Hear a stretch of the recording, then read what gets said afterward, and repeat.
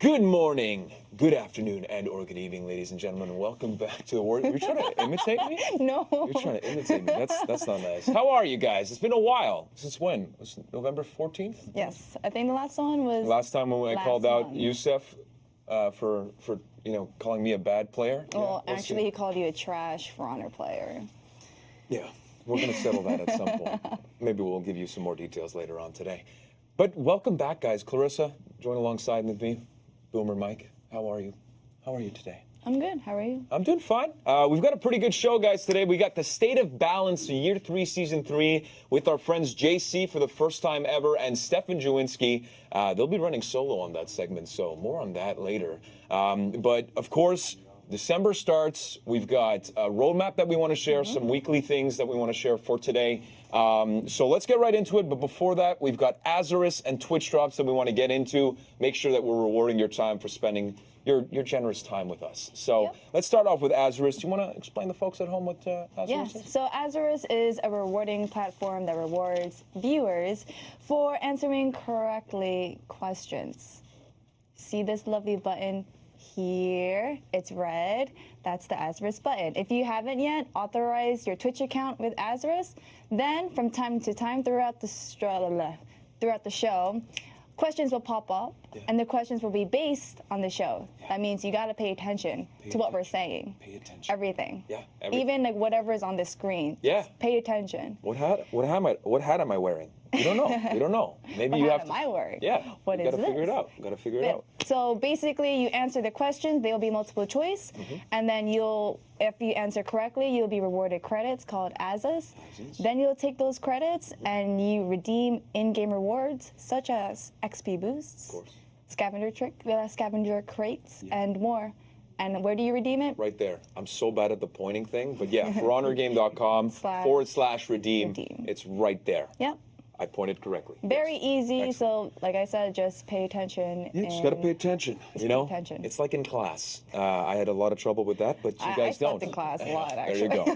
go. But if not, we got Twitch drops, of course, guys. So it's the same as usual. One scavenger crate per 30 minutes of accumulated viewing time. And if not, a handful of lucky viewers will get the chance of getting the Honor and Gratitude battle outfit from our friend English Butter. So that's all you gotta do is watch and make sure that you link your Twitch accounts to your Uplay accounts for that to be viable. So just make sure you do that. But let's get right into it before we get to the State of Balance with our friends JC and Stefan, the December roadmap. Let's show it. Voila. Ooh. Very What's nice. that? The 19th. There's a blurry image with a bunch of icons. Huh. What is it? I don't know. Guess you have to play the game and find out. Yeah, I don't know. Maybe beforehand you want to play the game as well. I don't know. I don't know. The 50. I don't know. I don't want to give too much away, but just, pay attention. Just tune into Warriors Den on the 19th for more information. It's going to be great. But yeah, something's going on the 19th, and of course, all of the other elements that we're going to talk about. There's a title update, Year 3, Season 4 TU2 on the 12th. And of course, we've got the weekly arcade quests that are on the 5th, the 12th, and the 26th, and ending off the year, basically December, with the 27th, with an extra loot fest. So that's awesome, and that's the December roadmap for you. So again, the 19th is maybe something that you want to mark on your calendars, ladies and gentlemen. But if not, let's talk about what's going on this week, starting with the Event Order Rank Slayer Challenge. What do you got to do? Be the faction with the most takedowns perform. Participation required. Of course, you got to participate. Got to play the rewards. game. And if not, we've got the Arcade Weekly Quest, Paragons and Sovereigns, and a little bit of that. Can we get a black and white screen, if you don't mind? I'm going to read it out. As you feast with your allies, one of them asks you about the legendary Wulin Sovereigns, and you answer, "Yes, it was indeed one of my ancestors who defeated them eons ago." You answer with a witty smile.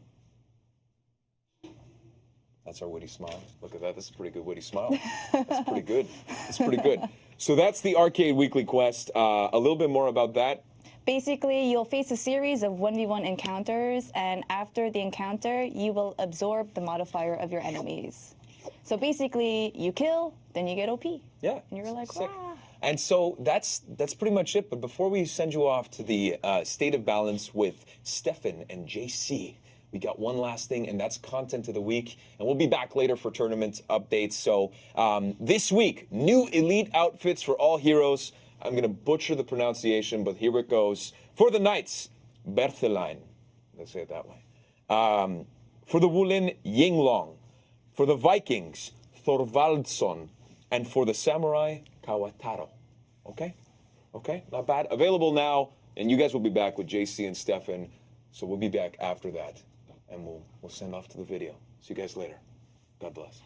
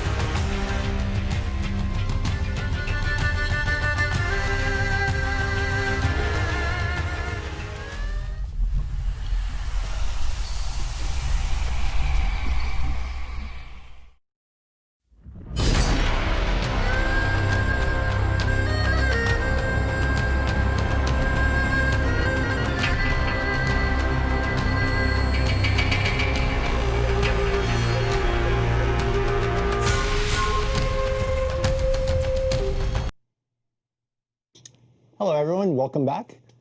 We're here to talk to you about the state of balance today.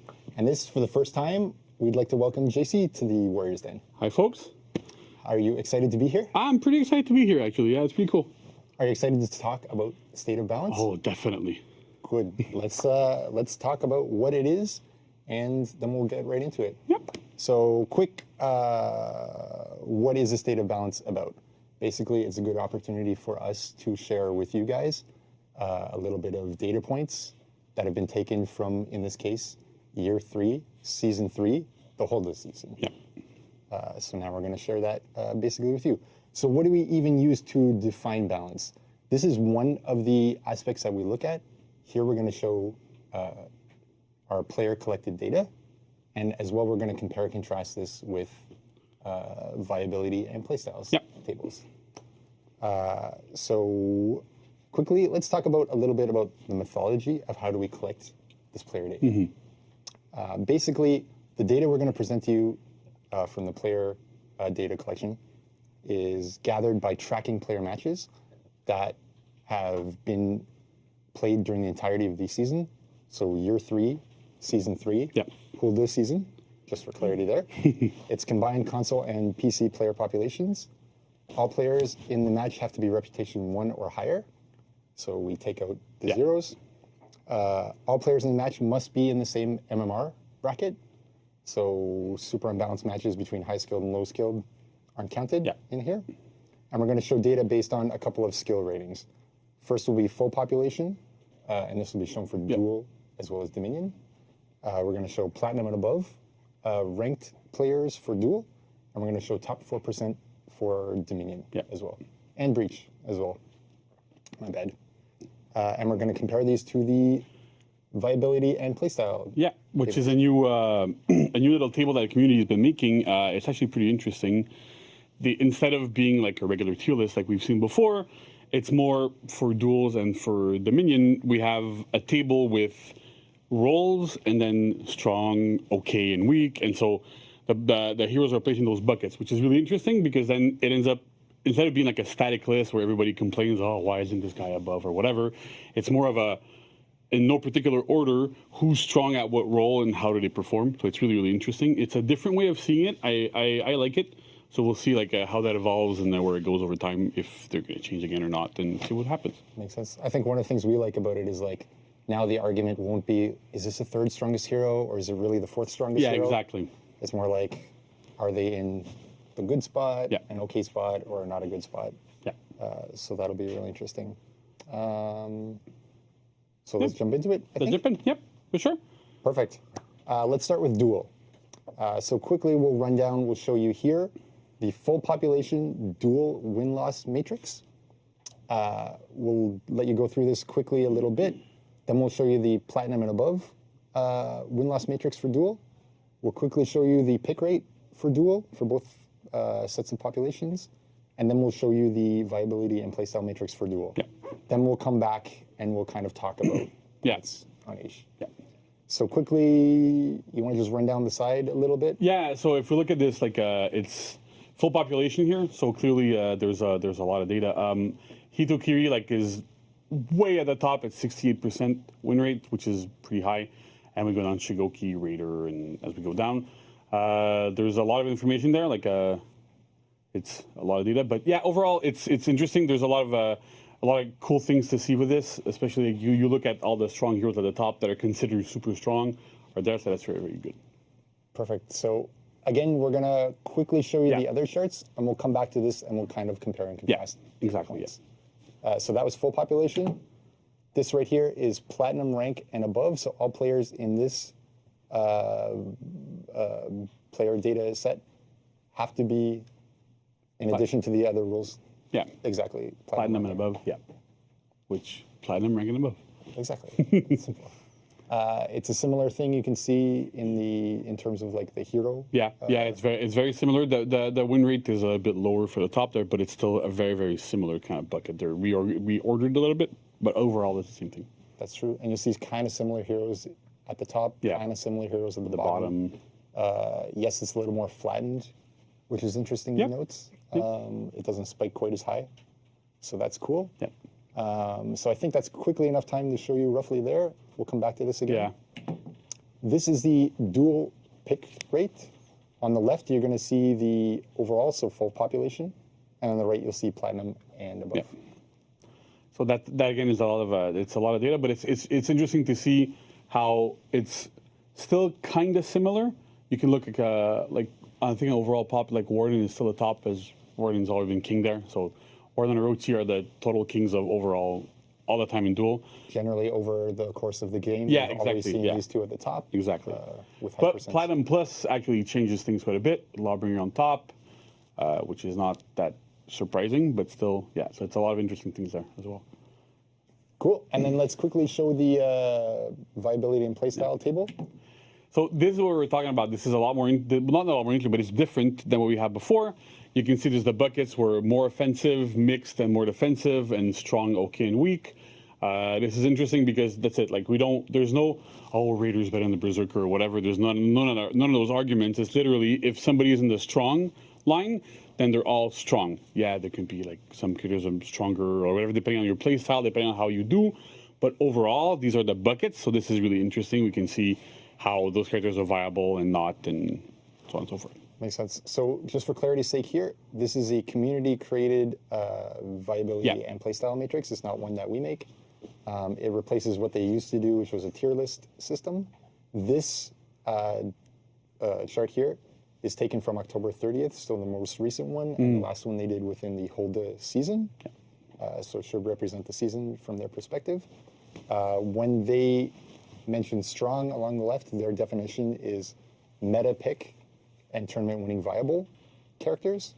The OKs are listed as still viable, but not the best choice. And the weak characters they list as detrimental pick, only usable in the meta if you are extremely good with the hero. Yeah. So that's interesting. So you could potentially have an insane Kensei duelist who could still win tournaments with Kensei, arguably. The master. Yeah, exactly. Master yes. Kensei. Yeah. It can be done. Yes, maybe. But okay, so now that you've seen this, what we want to do is kind of go down each of the sets of data. We'll talk a little bit about the highlights and the high points, and then we'll talk about some similarities and some things to contrast. Yeah. So we'll drop you back on our full There we pop go. Yeah. right here. Yeah. Cool. So let me see here. What do we want to start with? Who's on top? Yeah, who's on top, right? So clearly Hito and Raider on top. Shugoki's there as well, but basically Shugo and Hitokiri and Raider on top for both full population and Platinum Plus. They received nerfs in year 3, season 4.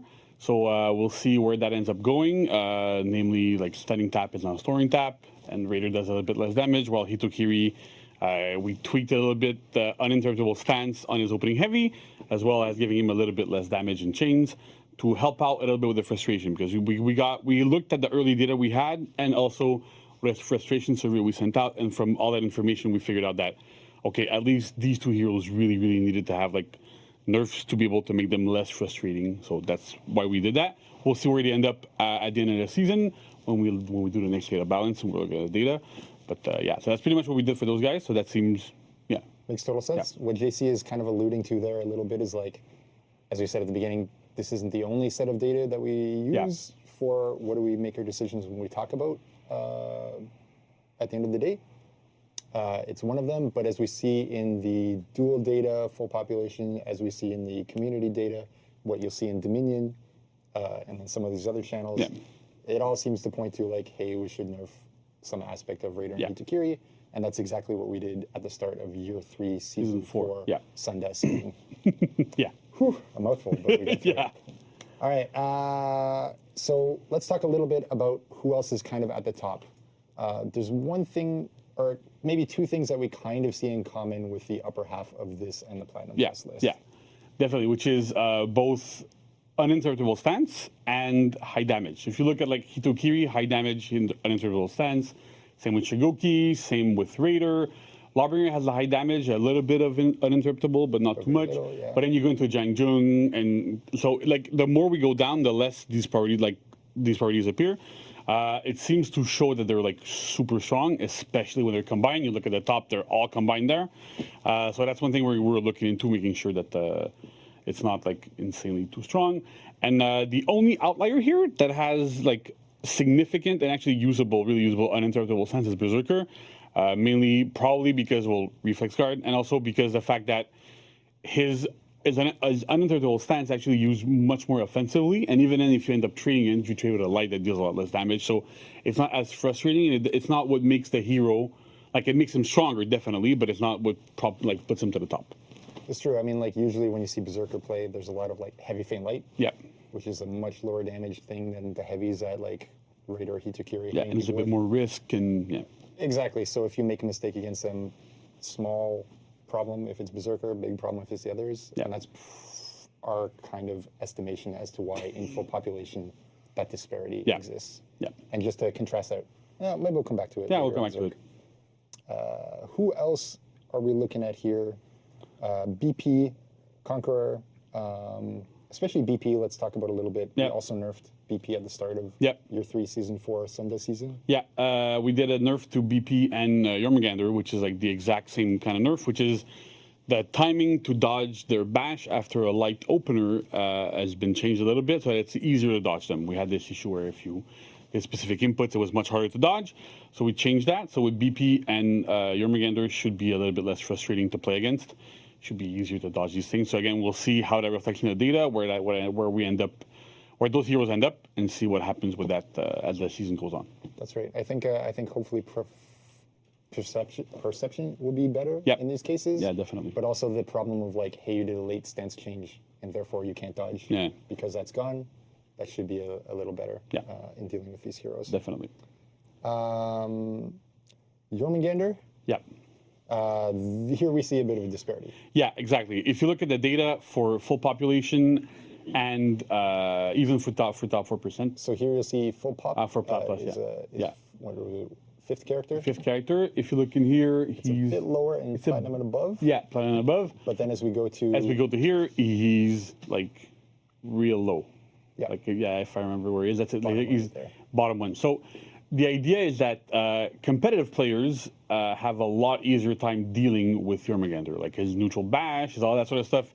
For them is a lot easier to avoid. So his more threatening moves are a lot less threatening for these guys. So that explains the placement in here. Whereas with full population, even with Plat Plus or whatever, it's harder to deal with. It's a lot more threatening. It's a lot more frustrating. So that's also why we did that change that we did with same way as with Balpari, where it's a little bit easier to dodge the bash. And so with that, like hopefully it'll help reduce frustration. We'll be able to have something a little bit better, better feeling in the game. And he's not going to change his position from there, obviously in competitive, but we'll see where he ends up in full population and Platinum Plus. That makes total sense. Yeah. One other disparity that we see when we look at this versus full pop is in Warden, Berserker, and Shaman. Yeah. So if you look at here, like Warden, Berserker, and Shaman, they're like all in the really, really strong bucket. But when we go back looking at, sorry, when we go back looking at full population, Warden is real low. Same with Shaman and same with Berserker. Berserker is like, I think Berserker is like the highest of the assassins, and even then, like it's pretty low. Except Orochi. Except Orochi, yeah. That is a one outlier. Yeah. That's a weird outlier that's constantly there. But listen, full population and Platinum Plus, these heroes are rather low, whereas in competitive play, they're super high. One of the reasons why we're thinking that might be is because when you have like full population players, for example, play in duels, they tend to approach duels as they would approach 1v1s in Dominion, whereas they go all in, risky attacks all the time, try to do big stuff. More aggressively. Exactly, right? They're a lot more aggressive, whereas competitive players, they play a lot more conservatively, they're patient, they wait for opportunities and stuff. So because of that, like these heroes are a lot more viable in duels because they have the tools to be able to turtle up a little bit more. Whereas if you're super aggressive with them, you're gonna fail. So I think that's one of the big issues with there, especially if you look at like from what I've seen a lot in the community in the competitive sentiment is that Warden for them is probably the best duelist in the game. Our data from what we have in full population and in Platinum Plus really doesn't show that. But again, that's how you need to play him at competitive level. It doesn't necessarily mean that a character is overpowered or anything. It's just how he's played at competitive level, which is different than at full pop. And right. I mean, like when we see them play, it's very much like the power of the shoulder versus full pop, where it's much more spread out. Exactly. Pieces of the moveset they used. Yeah. And I think that really explains those things. Really does. Which is interesting. Yeah. For sure. Okay, is that everything we want to say Yeah, about I duel? think that's all we have to say about duels right now. Perfect. Then let's take a look at the Dominion data. Yeah. Scrolling. There we go. Okay, cool. So on this image, we're going to see on the left the full population, that's overall, win rate for Dominion. And we'll see the top 4% of our players in Dominion. And on the right side, we're going to see overall, so full population again, pick rate, followed by top 4% pick rate. So here, the interesting thing, if you look at win rate for both overall and top 4%, they're pretty much the same. At least the top half. They're a little bit reordered, but they're so similar, which is interesting. Again, it shows us that like whether you're like a full population player type of thing, or if you're in top 4%, basically all those heroes are strong. They're all playable, they're all viable, it makes sense, they're all good, and they're all like pretty effective. So that's really interesting. To me it means that like that's in a good place for that. I totally agree. I mean, when you look at this versus the full population win rate of duel, this is a much happier spot. Oh, yeah. You see 55, basically down to 45, and then slightly below for Shinobi at the bottom. But that's a +5, -5. Yeah, there's no 68 in there. Exactly. There's no crazy outliers. There's nothing beyond the charts one way or the other. Basically, it's telling you if you're full pop or top 4%, you can absolutely pick any hero in the game and play and be fine. For sure.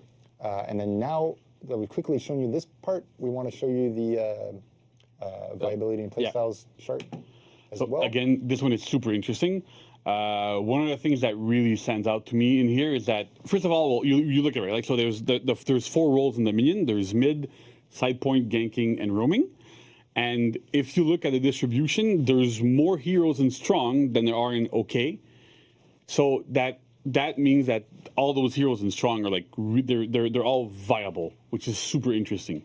Like we haven't had that sort of situation really like that sort of like laid out like that for a while.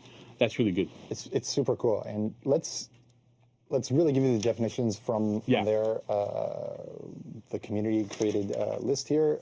Their definitions are strong again, meta pick, tournament winning viable, okay, still viable, not the best choice, weak, detrimental pick, only usable in the meta if you're extremely good with that hero. So the way I read that is they're trying to say, hey, you can pick most of these characters. Maybe you should be picking from the top, but you could probably pull 1 or 2.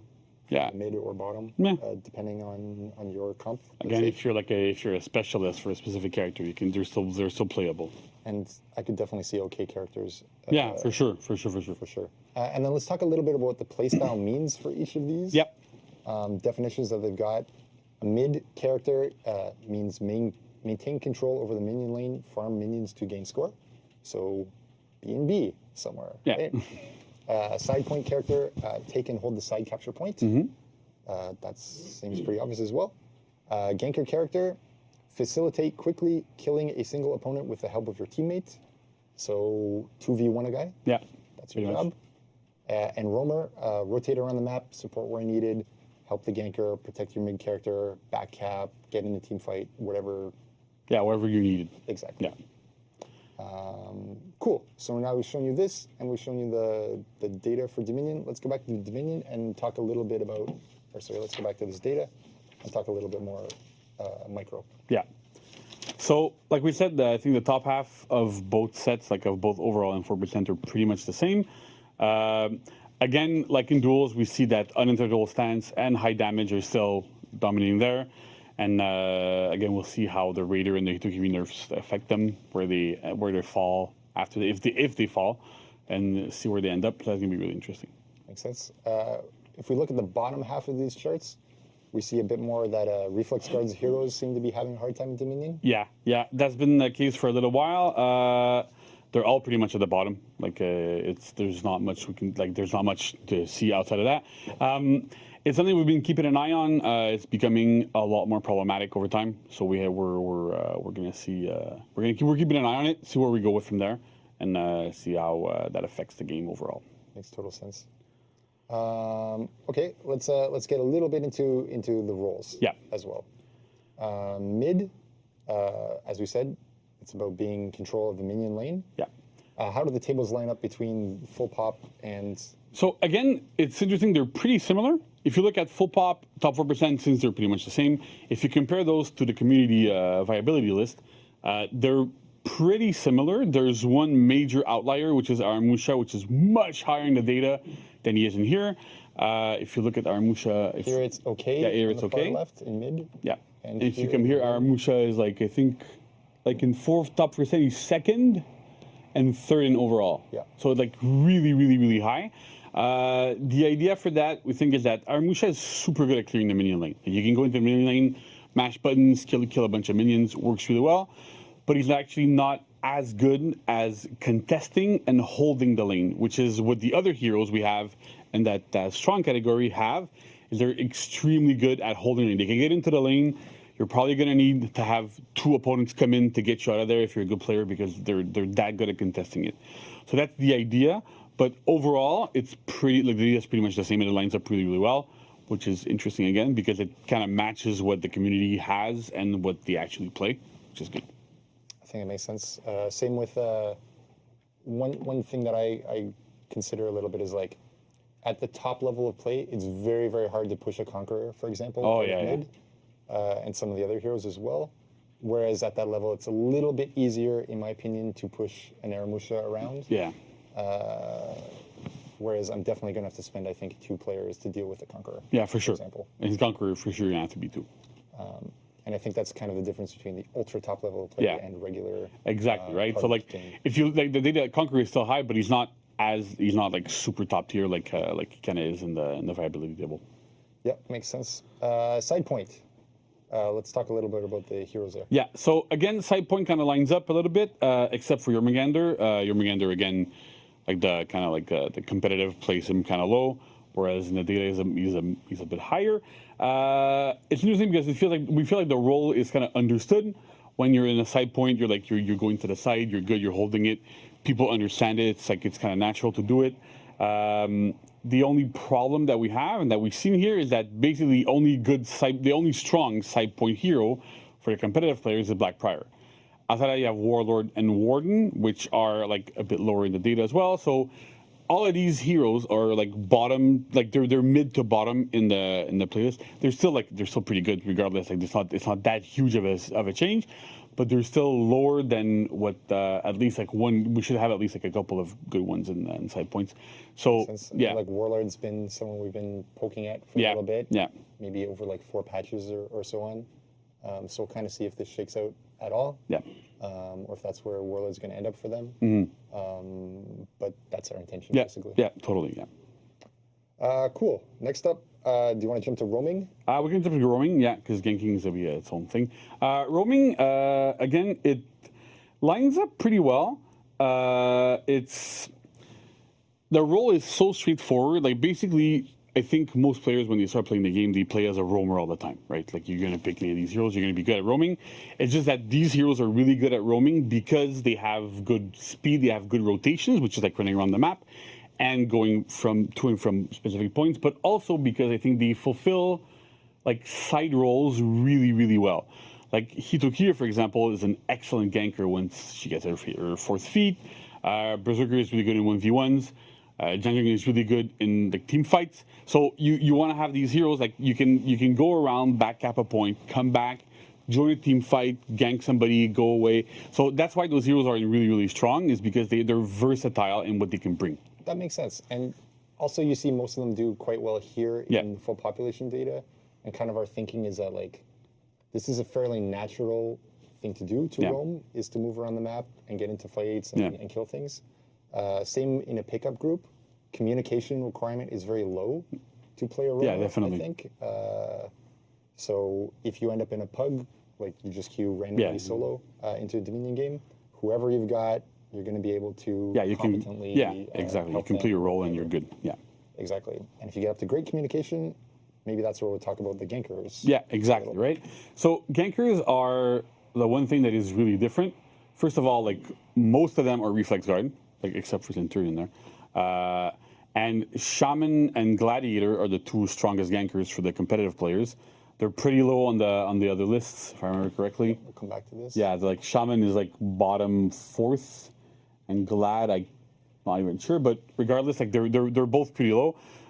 Shaman's really good with her bite at ganking, and Gladiator is really good with a toe stab, guaranteeing heavy use from friends. But the problem with ganking is that it's the least natural role, and it's the one that's the most complicated to play if you're not playing with a coordinated team. I think really it's that communication requirement that's the really thing. high compared to the other roles. Yeah, and so competitive players, they tend to play in 4 stacks, they queue together, they play together, they're on voice chat together, they're synchronized together. So for them, it's a lot easier to coordinate a gank and go, okay, I'm going to do this, Shaman's going to go back, do that. Break. Yeah, exactly, Guard right? break. Guard break coming, exactly, that sort of stuff. So for them, it's a lot easier, but if I go and I pug, the odds of me being able to coordinate with somebody that I'm not necessarily talking to or not super synced with, it's a lot more difficult. So And you ganking, mess up your pounce and you cry. exactly, right? So that's the issue there, where like there's a big discrepancy between competitive and what our data says. Doesn't mean that it's wrong. It just means that for competitive players, ganking is different.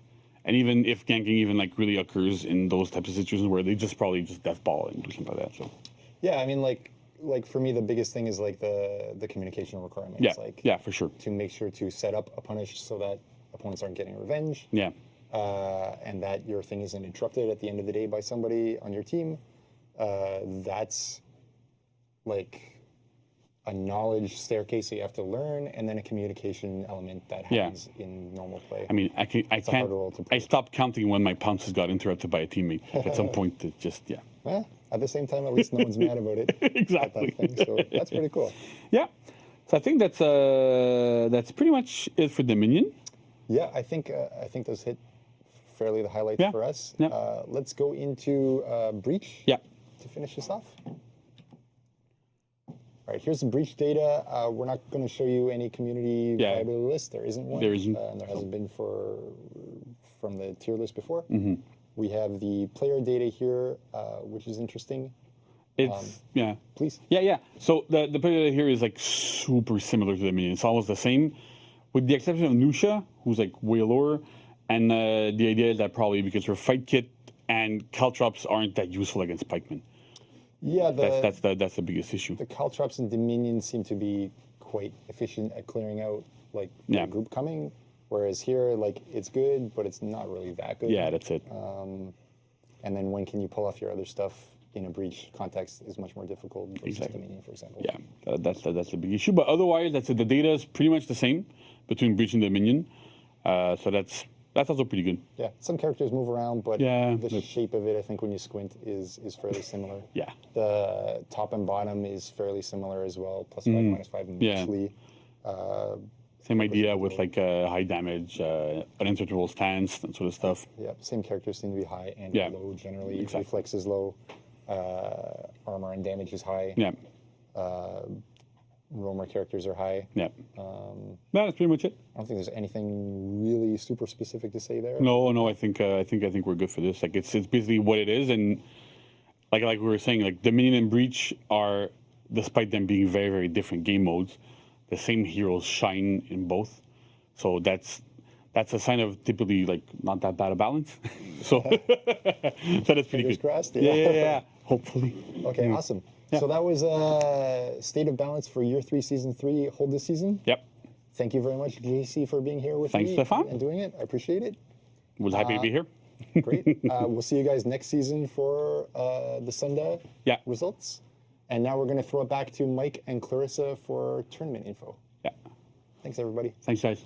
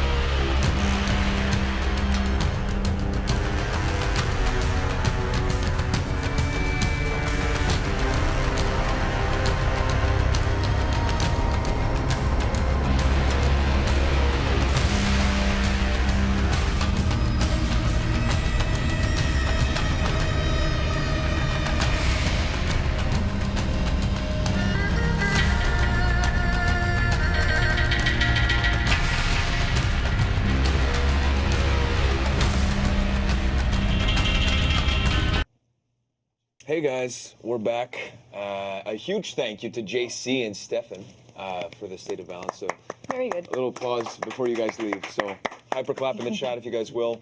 First time that they ran that solo and they did that exceptionally well. But we're back with some tournament updates. Let's kick us off here, Clarissa. What's going on with tournaments? First, past tournaments.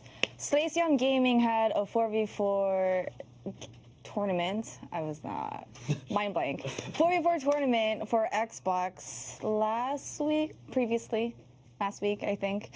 First place goes to the Smooth Brains, and second place is SCG, so that's Slaceon Gaming, Yeet Street. Yeet Street. Yeet. I like that. Tournament was single elimination, and 14 teams participated, so very good. There was no tournament VOD, so rip the clips. But you can imagine it. Yeah, just think about 4v4s on Xbox. And now you've got the tournament. in your head. That's perfect. But yeah, you can find all the results, and it was a $200 prize, by the way. But you can find all the results on battlefy.com/Slaceon Gaming. It's Slaceon or Slaceon? Slaceon Yeah? makes sense You to think me. so? Do you think it's Slaceon? I think it's Slaceon. but I could be wrong. Well, I've been anyways, wrong in the I'll call them past. SCG. So that's that. There you go. So that's it for past tournaments. Now, upcoming tournaments. Upcoming. This Saturday, December 7th at 8 a.m. PST, it is ELEC or ELEX 4v4 tournament. It's not region locked, so it's an early time to compensate for the EU players. It is on PC, and the prize is donation funded. So 8 a.m. 8 a.m. PST. Wow. So that's 11 our Yeah, time. that's fine for it, but 8 So- a.m. PST. That's aggressive. So that's like 4 p.m. like UK time. Yeah, I You're had to quick- count. You're quick on the maths. Well, no, I had to count. Well, I Quick also maths. know that like certain areas in UK is just like 5 hours Yeah, ahead of that's us, true, and that's true. it's 5 hours or 8 hours, Oh, that's nice. something like that. So very good. Participate when you can. You can sign up on battlefy.com/studio-tournaments. Do it because I said so. Great. So that's actually it for the tournaments, but I do want to shout out the Warriors Guild. They are a PS4 community that have different events. They organize different events and tournaments. So they have faction-related tournaments. You can fight for titles. So recently they started doing something called the Hunter's Lodge or Bounties. And they are also home to the pit fights. So you can join their Discord, and I implore you to join their Discord, but you can find it on their Twitter page because it is easier to read and it's Twitter. So go there, then you'll find the link to their Discord and join. They are a lovely group of people, and it's another way to get more involved competitively, even though it's not maybe like there aren't like a lot of big tournaments happening or so, like very small things like having just like a goal, like bounties. Yeah, of course. Like if you're really good, then you have people coming out to get you. Yeah. Get a hold of your title. I like that. You know. I like that. Yeah. You Fight. fight for your name. You know what I mean? Yeah. Your rep. You need to keep it. Is that it for tournaments? That's basically it. But And we the- do also have, before we go, a quick video from the Warriors Guild. Okay, let's take a look. Let's roll it.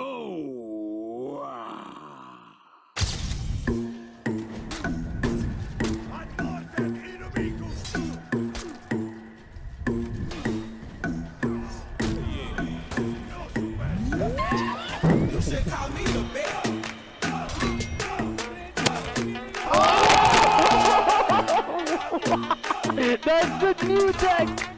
Damn, son, where'd you find this?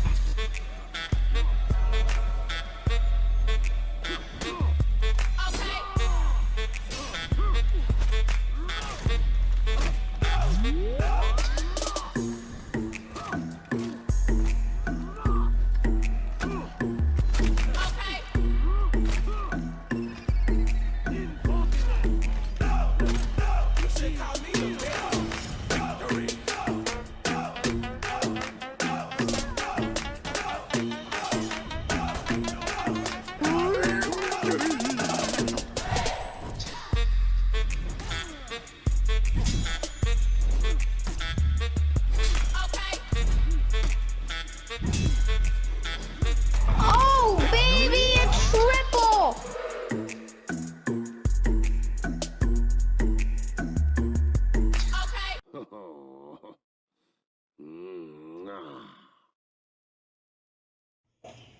Gotta love the clips. Oh, Gotta love it. baby, it's triple. Too good. Too good. Well, that's awesome. And if not, guys, if you have questions, any upcoming tournaments, highlights that you guys want to do, or shout outs, please send all of the information to For Honor Tournaments at Ubisoft.com. I'm going to try to point. There we go. On the mark. There we go. But that pretty much does. Thank you, Max. Appreciate that. That pretty much does it for today's show. Again, the State of Balance with JC and Stefan. But we'll see you next time, December 19th, for a special edition of the Warriors Den. I'll let you, put the pieces to the puzzle together. And, just be on the lookout is what I'm saying. Like the 19th, yes, but maybe before. I don't know. And this might happen. We're not sure yet. But you know how Youssef said that I was a trash garbage For Honor player? The 19th will probably settle this score. And so you'll get to see myself, Boomer Mike, up against Youssef, who really called me out and really has no business to, because really I think I'm going to slaughter him. I'm not going to lie. I think I'm going to slaughter him. So we'll see that.